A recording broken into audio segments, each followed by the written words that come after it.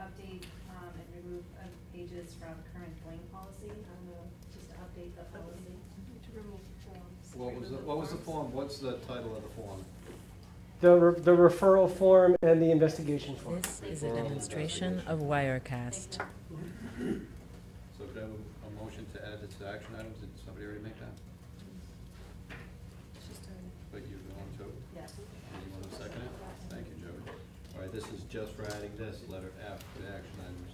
All those in favor, please say aye. Aye. Anybody opposed? Anybody want to abstain? All right, so that's letter F. Is that it? Are there any comments on that? Or should we This say is that a for demonstration later? of Wirecast. Okay, we're gonna do the educational update now. I have an enrollment update today. We currently have, as of October 1, 988 students district-wide. That was a reduction from last month, where we had 1,005 students. Basically, we had 12 students move out of state. 2 students were This placed is in a demonstration of Wirecast. placement. 1 student did come back from QMC, and 2 students are homeschooled. We also know that most recently we had a family of 6 just enroll their students, so that number's going to pop up, as of probably the end of the week. So our enrollment right now is 988, but by the end of the week we'll be adding 6 students. We have our finance director, Bob Gentis, here. He's going to talk This a is little a bit about demonstration budget of update, Wirecast. Piggyback on what Kathleen just provided as a subcommittee update. Okay.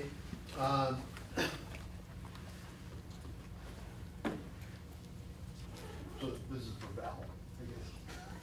I'm just teasing. So I guess the budget at this point is it's still the same. If you look at the front page, still 18,000.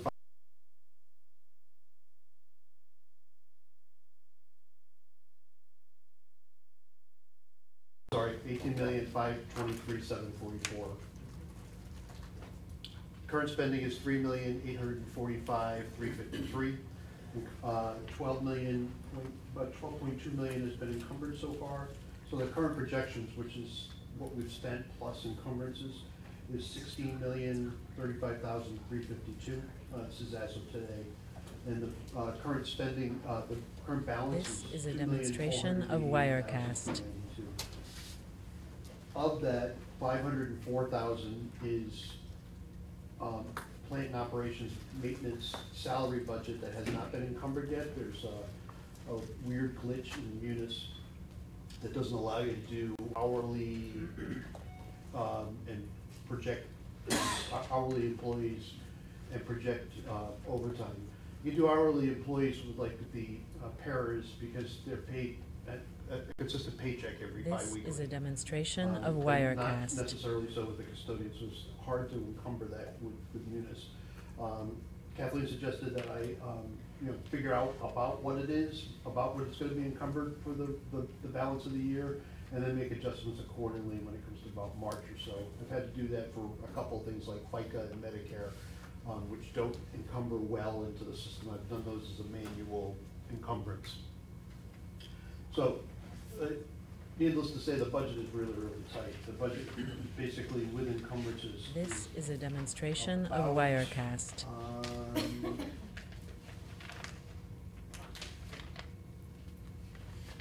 It's about 86.8% spoken for. The areas to watch are, and these are areas we're going to be watching all year. It's transportation. It's really, really, really tight. And then special ed, where the special ed transportation and This is a demonstration of tuition, Wirecast. are real tight. And one more bus for special ed would put us over the budget for transportation, just to give you an idea how tight it is.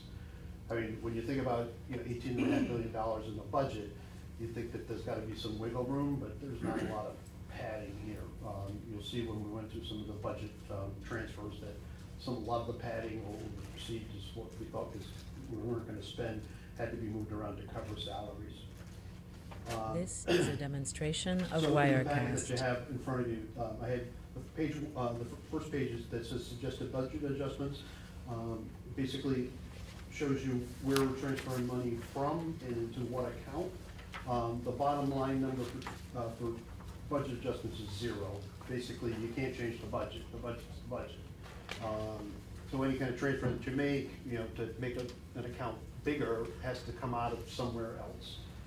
Fortunately, so you'll This is see a the list here. demonstration of And some of it is Wirecast. just adjustments where there were some raises that weren't necessarily, were under budgeted for, there were some raises that were over budgeted for, there's some transfers there. There's an elimination, we met with the building administrators, just to let them know where those cuts were gonna be, but it's just at this point in time, like cutting $5,000 from legal expenses.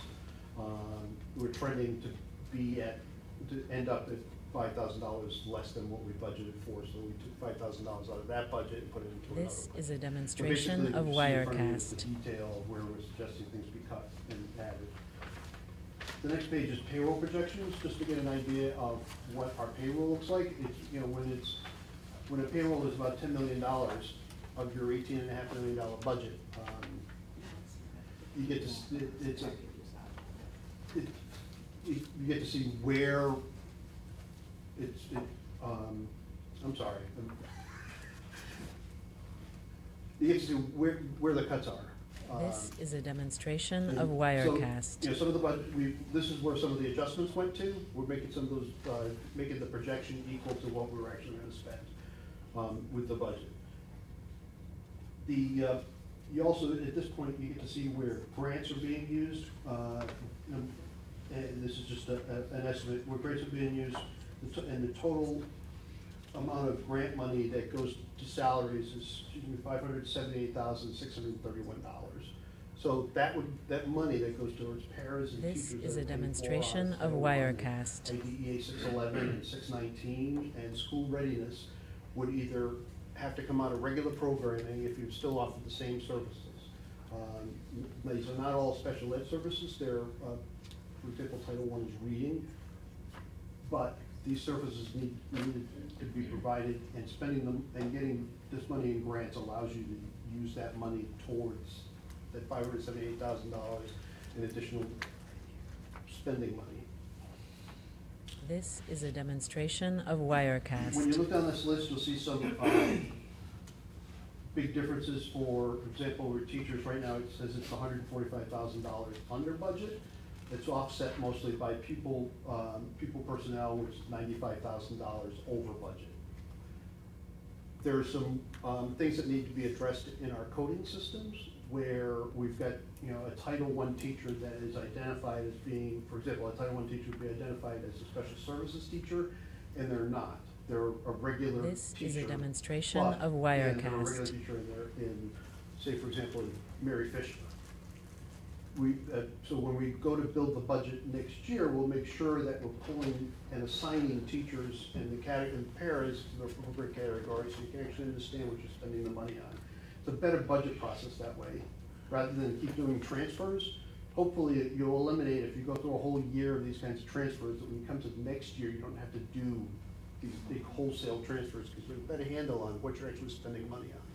This is a demonstration of Wirecast. The next set of paperwork is a budget by department, and so you'll see it by, by the high school, middle school, Mary Fisher, special services, et cetera. This gives the original appropriation, the transfer, the solid transfers and adjustments, revised budget, year-to-date expended encumbrances, and total projected spending, and then the amount available. I did it two ways. I did it by department, and then I did it by character, which is, character is salaries, benefits,